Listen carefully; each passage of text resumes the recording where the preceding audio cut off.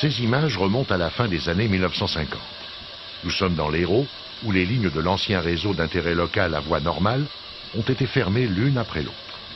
Mais celle de Montpellier à Palavas-les-Flots est toujours bien vivante. C'est le célèbre train de Palavas qu'a immortalisé le caricaturiste Dubout. Le mécanicien a pendu sa bouteille au frais, hors de la machine. C'est que le soleil tape dur en Languedoc.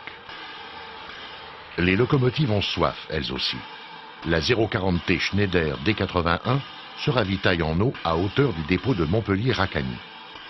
C'est l'avant-dernière unité d'une série de 22 machines qui ont été livrées entre 1896 et 1927.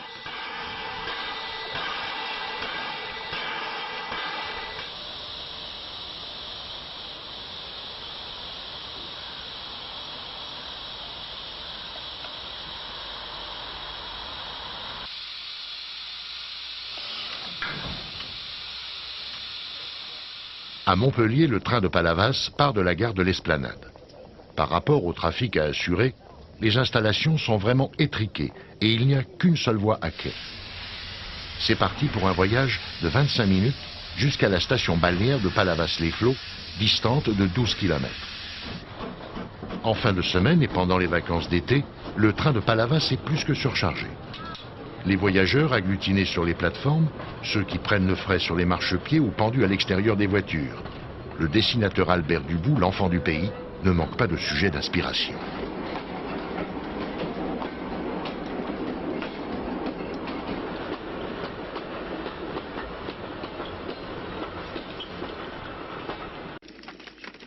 À la sortie de Montpellier, la halte de la Serre-Eyred permet d'embarquer quelques voyageurs supplémentaires.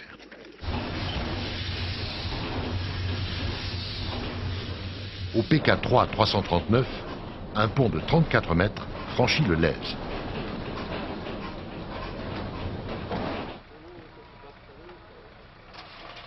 Presque à mi-chemin, on rencontre la gare de Latte qui précède un passage à niveau.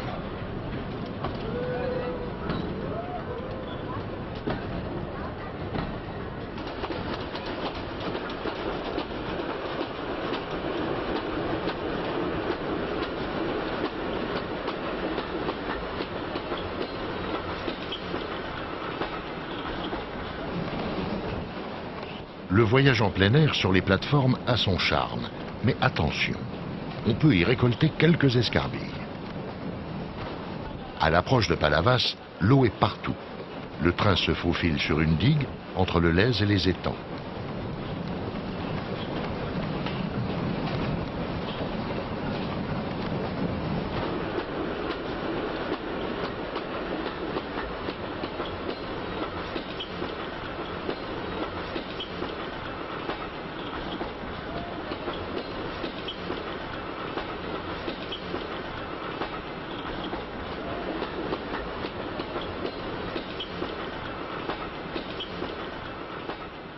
Dans ce paysage tout plat, une dernière rampe est nécessaire pour franchir le pont des 4 canaux.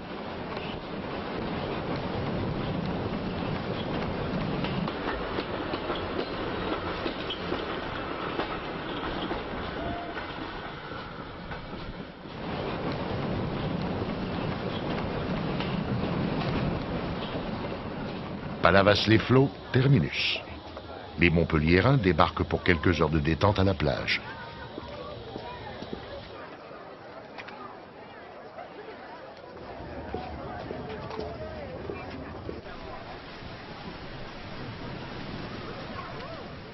C'est déjà l'heure du retour et le train n'attend pas.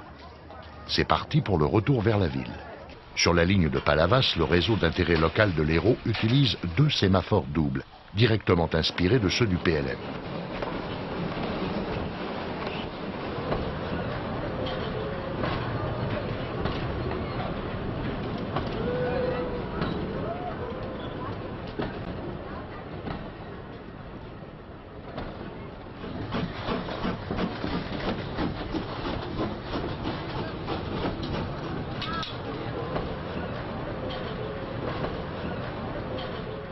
Une machine manœuvre pour aller ranger la rame.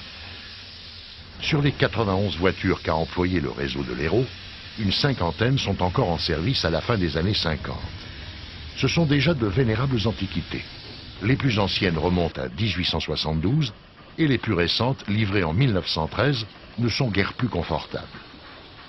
Malgré l'apparition de la traction diesel dès 1950, les 040T Schneider ont été employés sur le train de Palavas jusqu'au service d'été 1960.